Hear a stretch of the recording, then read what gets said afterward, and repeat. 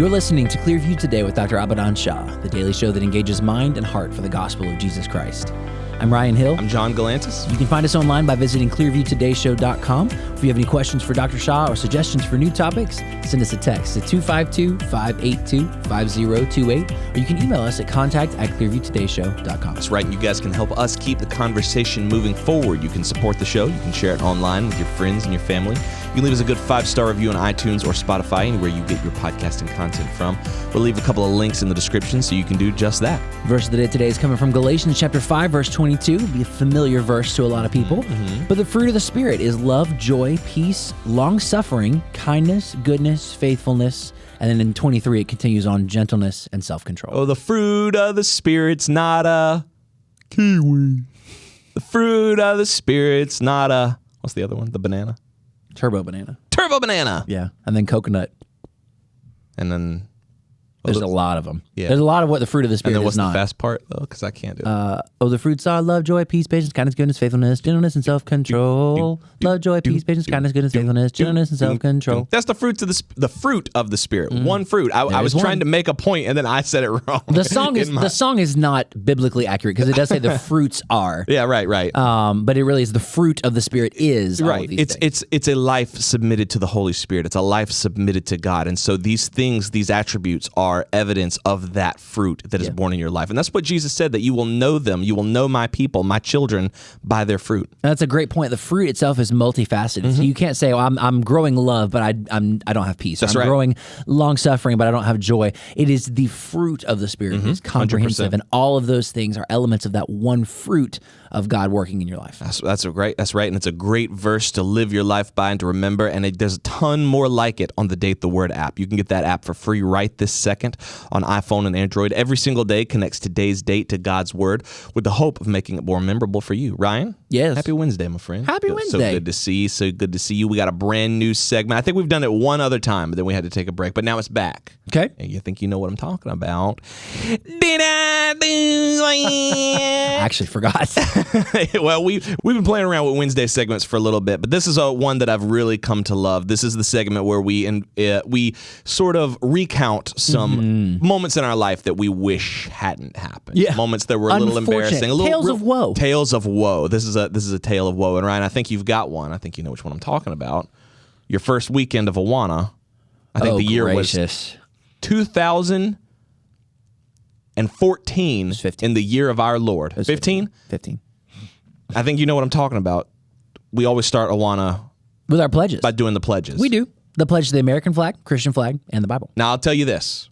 When I first started coming in 2013, I'd never heard of the pledge to the Christian flag. Yeah. Never heard of the pledge to the Bible. I'd heard the Pledge of Allegiance for the United States. As most of us have. Of these United States. So if I was going to mess up any of them, that would be the one that I didn't mess up. Yeah. But you would think. But okay, so story time. Yeah. I was not the originator of the pledges in Awana. That was happening before I started here at Clearview. But then after I'd been here for a little while, Dr. Shah said, hey, I want you to take this on. I was like, cool, no problem. I have been accustomed to speaking in front of people for a number of years. Sure, yeah. I get a little jittery, get a little butterflies, but I don't really get stage fright. Yeah. It's never really happened to me in the number of shows that I've been in You're or a singing in front of smooth people. talker. I don't really get stage fright. That's why he does the segues.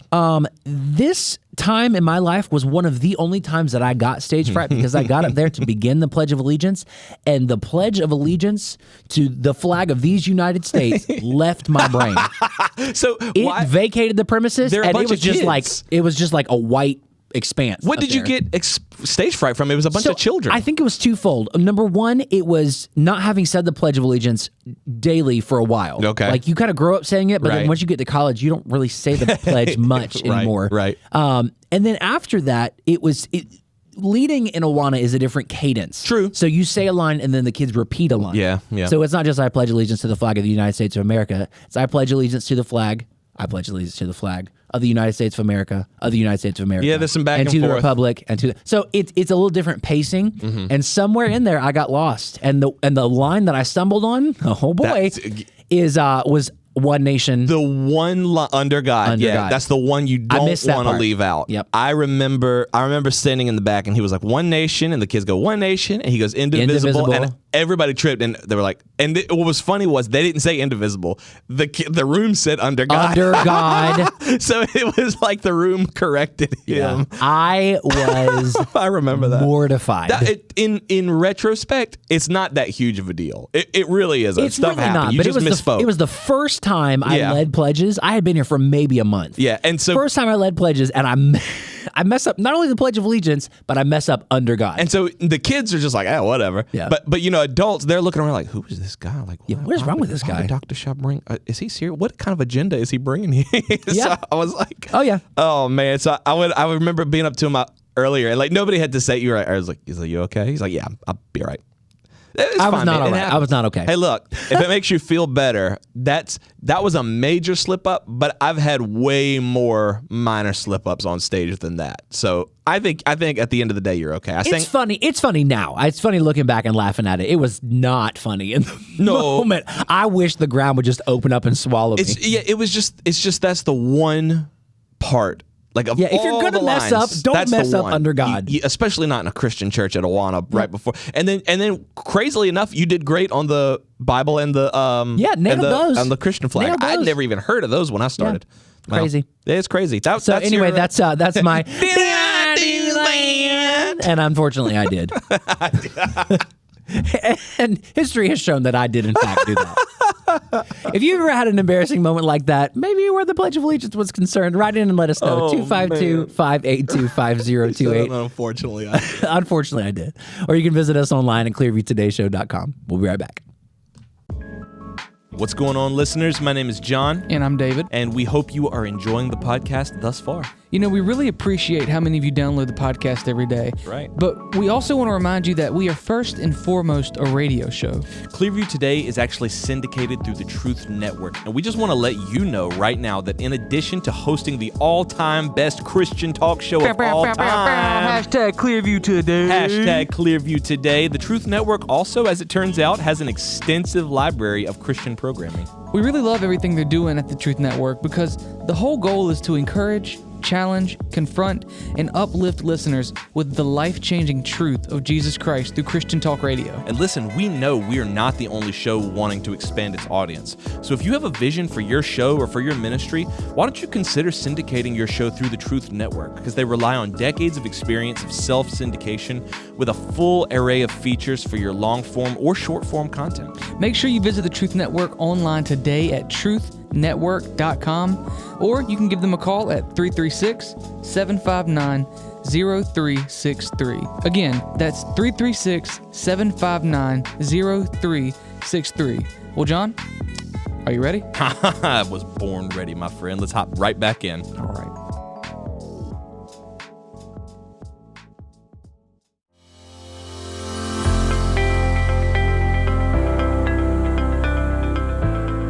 Welcome back to Clearview Today with Dr. Shah, the daily show that engages mind and heart for the gospel of Jesus Christ. You can visit us online at clearviewtodayshow.com, or if you have any questions or suggestions for new topics, send us a text to 252-582-5028. That's right. We're here in the Clearview Today studio with Dr. Shah, who is a PhD in New Testament textual criticism. Dr. Shah, have you ever been saying the Pledge of Allegiance and you leave out the most well, I don't say forget all that. What do you think is the most critical part of the Pledge of Allegiance? The one part that, above all, you don't want to forget. One nation under God.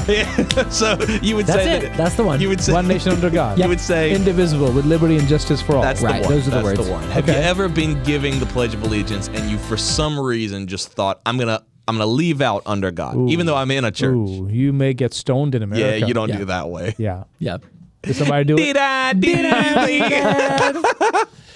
True story. We talked about this in the intro. The very first time that I led pledges for Awana, the very first time, I forgot apparently how to say the Pledge of Allegiance altogether. Hey, man, I was stumbling, I was tripping over words, and then I got to the end and I left out under God. So I don't know. I did. It's okay, man. You haven't. The funniest thing for me, and I think I said this in the intro, is, do you know who it was that like got him back on track? It was Miss Sheila. Oh, yeah, she was like, he was like one nation, and we were like one nation. He was like indivisible, and Sheila was like, under God. He was like, under God. Under God. I was so. And I even gave you a cheat sheet. Yeah. Remember that? Yep. It was so. I have a bookmark in my office, which is nothing but the pledge Yeah. to the Bible, to the American flag, Yep. and to the Christian flag. So Yep. And I thought, okay, Pledge of Allegiance, I got this, and no problem. I've said this for years, but turns out, number one, I hadn't said it in years. Yeah. Because after like the high school mark, you stop saying it every day. Right. Yeah. And then it's a different cadence when you're like leading people and saying because you have to stop, right, and they have to come back. Yeah, I know exactly. What I remember you mean. before you started coming in like 2013, 2014, when I was here, I didn't know that there was a pledge to the Christian flag, and I didn't know there was a pledge to the Bible. So I was standing there doing it on a Wednesday night as well. He was like, now we're going to turn and pledge to the Christian flag. And I was like, oh. What do you say? know. To the Christian flag? What do you say to the Christian flag? Yeah. What? I pledge allegiance to the Christian flag and to the Savior for whose kingdom it stands. One Savior, crucified, risen, coming again with life and liberty To all who believe. to all who believe. Yep. So my son can say it better than me because he says it. He says it every week. Does he know how to say it? Yeah. One of the proudest moments of his life, I'm gonna tell you guys this, was when he got chosen to hold the Bible to pledge. He thought that was the coolest thing, and I mean, I'm not joking. He talked about it for days. Days. He came home and was like asked if I had a Bible. He was younger at the time. I think he was still like 2.5. But he would just kind of stand and hold, and we have this like tall mirror on the back of the bedroom door. He was standing because he wanted to know what he looked like holding it in front of all his friends. So he was standing and holding it. I was like, buddy, did you like holding the Bible? He was like, I did. Sweet. So I love that was that. one of the When you proudest wish moments and of you his pray young that life. they will have the same Yes. excitement. Yes. When they're like and- teenagers. Yes. And they do. And a lot of kids we know, they do have that excitement. Yeah, that's true. Yeah. And it's what you cultivate is what you get. That's right. exactly right. And that leads into what we're talking about today in this intergenerational model that we're working toward. Dr. Shah, today is Dr. Shah's Book Club. Yes. Welcome to another installment of Dr. Shah's Book Club. Get your Amazon carts open, ready to order. I really want to get Reese on the show and see if she would subscribe to Dr. Shah's book club. I think she would. I think we really need to Reese do this Witherspoon. Reese Witherspoon's Okay. book club. But I think we need to get Dr. Shah's book club to be an actual monthly thing where we like push this book. Yeah. Like, you know what I mean? Like have people they'll pay Reese Witherspoon to give her opinion on cheap thrillers. People ought to be paying the Clearview Today show for getting like good Christian literature into their hands. Absolutely. And I just don't know how to make that but happen. it's also literature that is helpful. So some of the books that we recommend or I recommend may not be Christian, but they are very helpful. True. So but today the book I want to talk about is a book by Tim Elmore titled A New Kind of Diversity: Making the Different Generations on Your Team a Competitive Advantage. Now, I've known Tim Elmore's works for a long time. In fact, one of the first books that I read was on Generation IY. Okay, so this is what you would, I guess, refer to millennials. Yeah. So we read that book, and I was like, okay, this is pretty good. So I'd already read a book on the millennials by Tom Rainer, and he also wrote a book on the millennials, but I read Tim Elmore's book, and it was really very applicable, and it was a little further out, because by the time I was reading that book on millennials, I wanted to know about the millennials who are youth today, or more in the youth group rather than millennials who were now in their 20s. Right. Like you guys would have been. Right. So yes, I want to reach you guys, but I want to make sure, is our church a church that is friendly towards youth? Right, because Right. there's still subdivisions within the millennial camp. Yeah. And so I remember you preached a sermon. Oh my goodness, what was it, like a letter to the IY graduates or something like that? Yes. And I used Tim Elmore's book in that one. Those IYs would have been the later millennials, the ones right before Gen Z. So the younger than us. Yes. But still not quite Gen Z. What year were you born? 88. Doggone. Yeah. So yeah, exactly. There's. Sorry. Here's the message. Thank you, David. face. It's called A Message to Our IY Graduates by Pastor Shah. And this book that I referred to in that message was Generation IY, Secrets to Connecting with Today's Teens and Young Adults in the Digital Age. So it is millennials when he says IY, but they're more on the younger spectrum. Right. part of the spectrum. Do you think they still have some of those Gen Z qualities, like where some of the overlap is? Or do you think there's more towards millennials? No, I think they do have that. They're straddling the millennials and the Gen Zs. So they are there. Got you.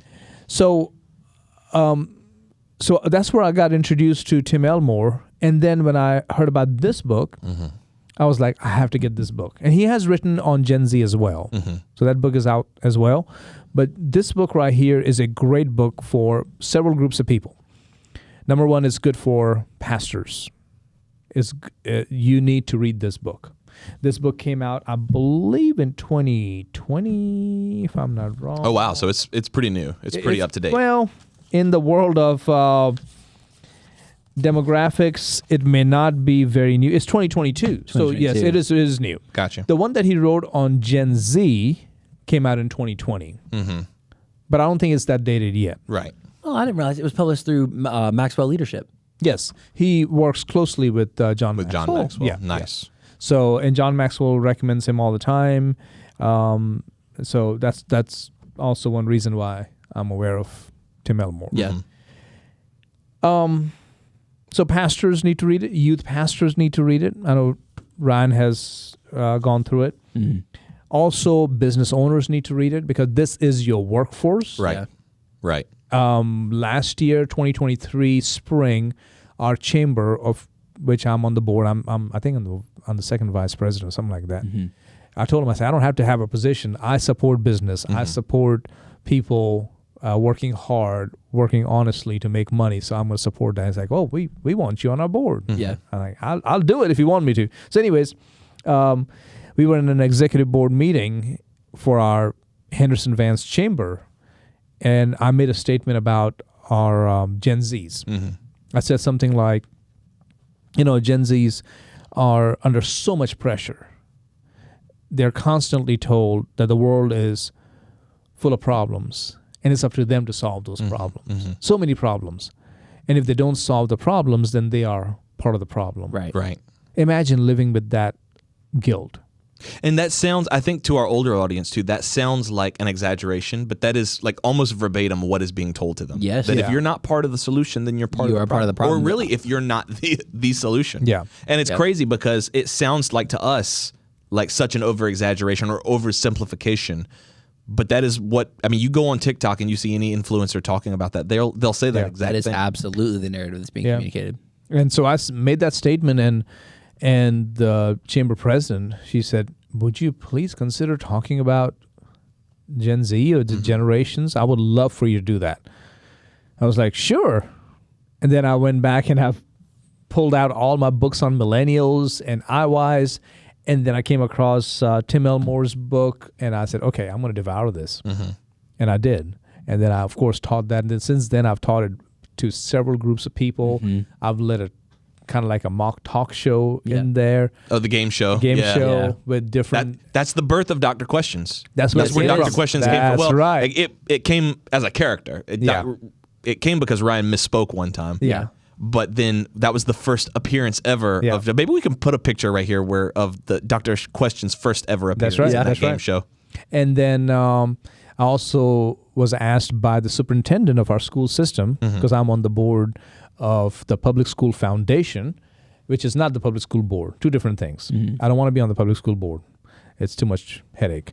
But the foundation is the fun group. Right. We raise money for arts and culture and math and athletics and stuff like that. Right. So anyways, so they asked me to come teach that to their entire staff. Wow. When I say entire staff, you're talking about principals, vice principals, some of the office staff, not teachers, but the main... Like the administration. Stuff. Yeah. And those in the superintendent's office, the school board office, and I taught them on the various generations. So it was very well received. Wow. And since then, I've had people ask me, would you come teach it? And I do that. But so business owners need to read this book. Educators need to read this book.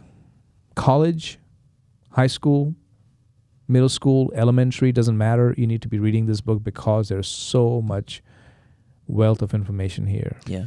I think Good. I think it strikes something that people are hungry to know more about. People reduce generational differences to these oversimplifications, like all Gen X are like this, or all millennials are like this, or all Gen Z are like this. But the issue is much more complicated than that. And if you paint with those broad strokes, you're going to miss out on some of the nuances of each generation. And like you talked about in this book, the strengths that they bring to your organization or your church or your youth group or whatever organization it is that you're a part of. The book is called A New Kind of Diversity, and I feel like that's a word that it starts out with good intentions, but now it means something that it didn't used to mean. And so I feel like if Tim Elmore is talking about this, what is this new kind of diversity that he's pushing? For the benefit of our listeners and our viewers, there are 6 generations we're talking about altogether. There's the greatest generation, which is those born from 1901 to about 1928 born. This is the generation also known as the GI generation. They endured through the Great Depression, through World War II. They took life as it came and made the best of it. Of course, as you can imagine, this generation has been dwindling, and before long, they'll be gone. Right? 1901 to 1928. So if somebody who's born in 1928, today they are... Oh, goodness, they'll be... Let's see, I can tell you right 96? now. 96. Yep. Yeah. 96. If 28 is 4 years past 24, they'd be 96. So there are. I know some 96-year-olds. I mean, I know some 100-year-olds. That's true. We have a member in our church who's 100. And then I know some others as well who are very close to that point. But that is that generation. Following is the silent generation, which comes from 1929 to about 1945. And this generation, also known as the Builders. And they fought in the Korean War, they fought in the Vietnam Wars. And unlike the previous greatest generation, they never had their roaring 20s. Okay? So life was grim for them through and through. Just always kind of a bleak. Right. There's a silent generation. So you have the greatest... and then you have the silent. So people ask that sometimes, like, why are they termed the silent generation? It's just kind of like put your head down, get through it. It's like, because what is there to really talk about? Yeah, it's just wars. Yeah.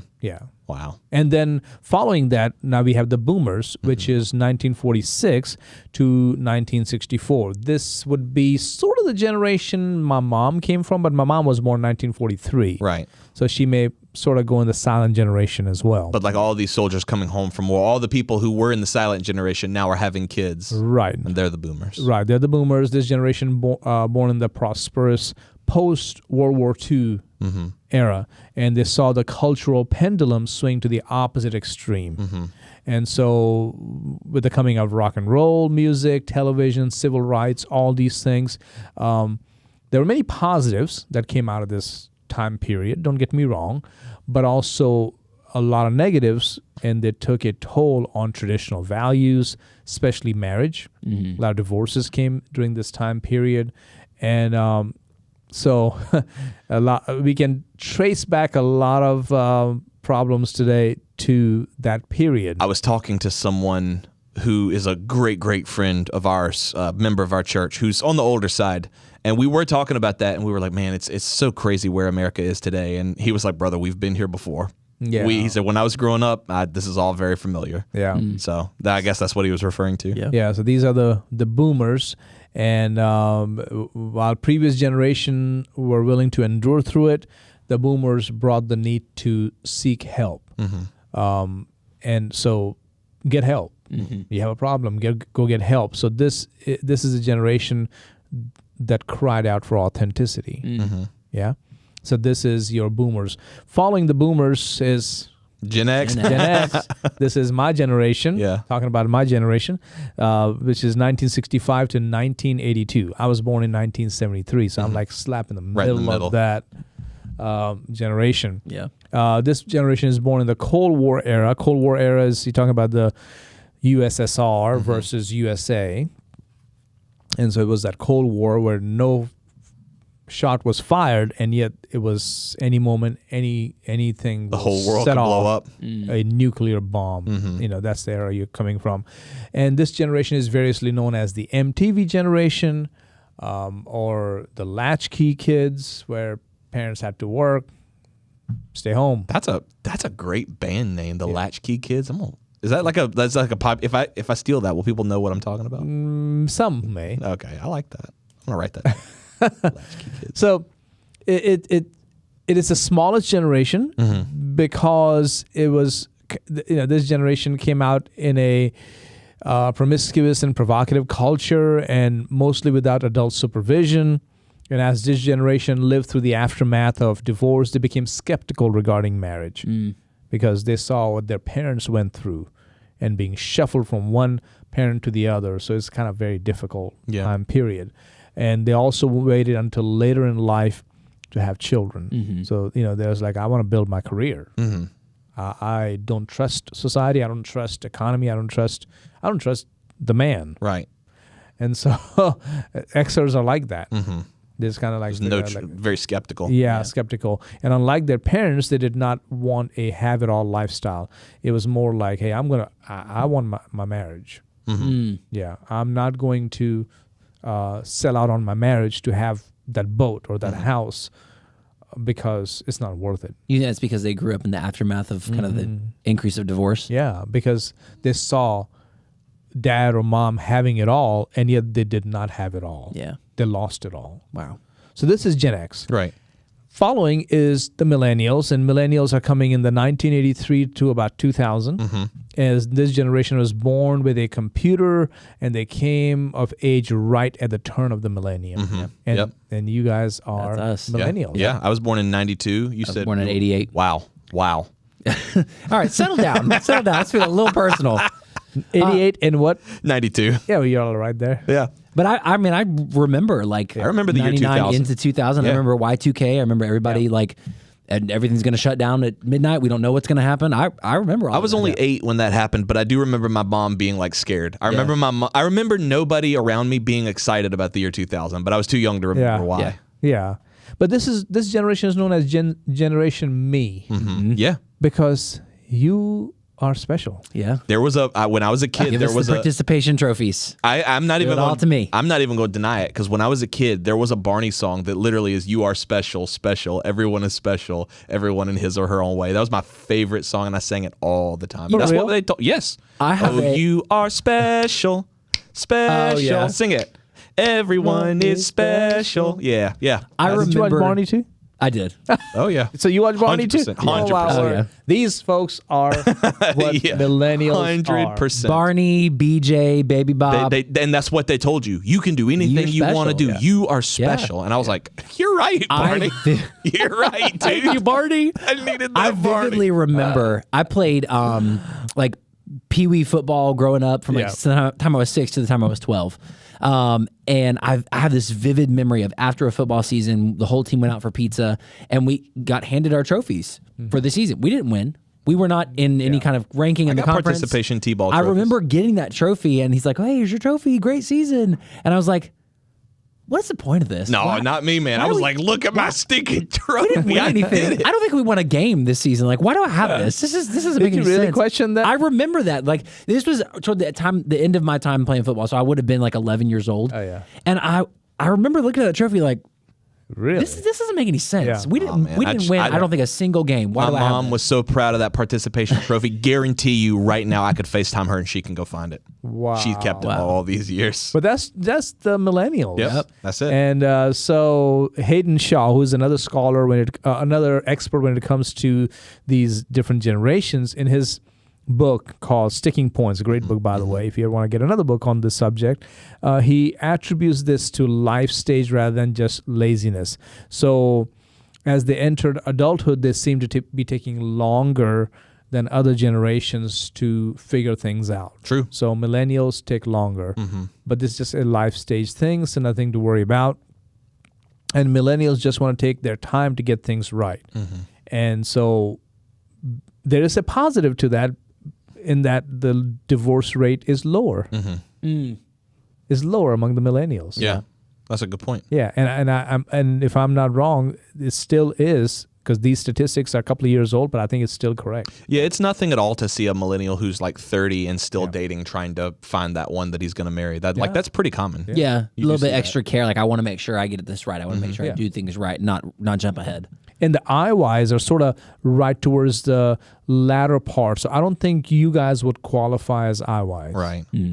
Okay. Yeah. But they're still part of the millennial category.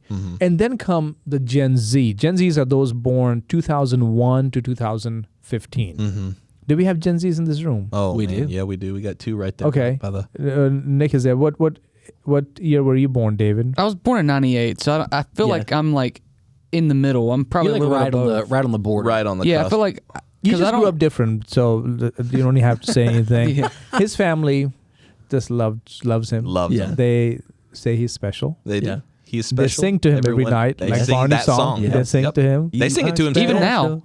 now. She Yeah. calls him and like And will sings sing that that to song. him That's as crazy. he's going to sleep. No. Yeah. They like come into my loft and Oh, like wow. stand on the top of the loft. And they sing to each night. Yep. All Sing. of the whole family together. Yeah, What year, that sounds was, like a what year was problem. Nicholas born? Do you? Nicholas was born in 2003. Oh, so that's Gen Z. Yeah. Prime Yeah. Gen. Yeah, Maybe he- not prime, but he's Gen Z. Yeah, he's Gen Z. Yeah. Yeah. And this generation has faced more crises than any generation, as you've heard us talk about that. 9/11, ISIS, mass shootings, pandemic, riots, recession, you name it. They've been through it. They've They have seen been it. through it. They've seen it. Wow. Unlike millennials, because you guys did not grow up with smartphones, but you had them. Had They them came to in you. college. Yeah. iPhone came out the year I graduated high school. There you go. Yeah, and I didn't get one until college for sure. And I-wise, I would say probably were right on the fence of growing up with iPhones or smartphones. Yep. Gen Zs do not know a time. Before iPhone. Yeah. Good Now, point. Nicholas should, because he's an older Gen Z in Right. a sense, because he was born in 2003. We did not have smartphones. Yeah. Yeah. I didn't have smartphone until I was maybe 2008. Wow. Maybe 7, 8. That's crazy. Yeah. My two oldest, Or 9, maybe. Yeah. my twins are 11. They were born in 2012, so they're like right in the latter years of Gen Z. Yeah. And since we've had them, we've had smartphones. Yeah. They've grown up around them. Now they don't have their own. They don't have. They didn't grow up with one in front of their Yeah. faces all the time. But they're aware of it they're very aware well. of it for sure. It's Very always well. been a part of their life. Is this the new kind of diversity that Elmore is pushing to have Yeah. intergenerational staff on your teams? when you have these people working for you, you have to meet them where they are. So again, a word about the Gen Z very quickly is that they are facing some of the worst crises, as I mentioned to you, but also the worst moral and spiritual challenges. Think about all the gender dysphoria that's happening in a culture. Yeah. It was happening back then. It was happening back in the 30s. And I'm talking about 1930s it was happening. It was happening back in the 1870s. Nothing new under the sun. Right. But not to the level it's happening today. And certainly not as public. Not as Yeah. public and not in your face, in your hand, in your computer, Right. in your phone. Yeah. It was not like that. Yeah.